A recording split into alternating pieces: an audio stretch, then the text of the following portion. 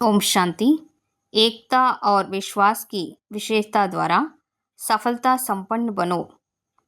ஒற்றுமை மற்றும் நம்பிக்கையின் விசேஷத்தன்மைகள் மூலமாக வெற்றி நிறைந்தவராக ஆகுங்கள்।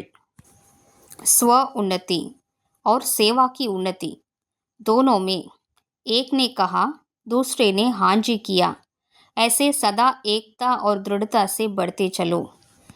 சுய முன்னேற்றம் மற்றும் சேவையின் முன்னேற்றம் இரண்டிலுமே ஒருவர் ஒன்றை கூறினார், மற்றவர் ஆமாம் என்று ஏற்றுக்கொண்டு விட்டார்।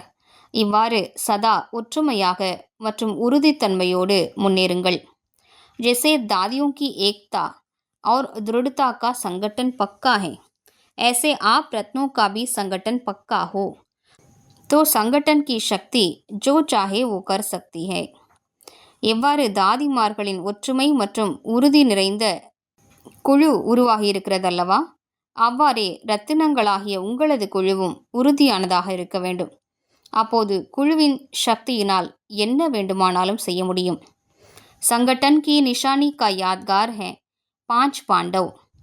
உங்களது ஒற்றுமையான குழுவின் அடையாளத்தின் நினைவார்த்தம்தான் 5 பாண்டவர்கள் ஆவார்கள்।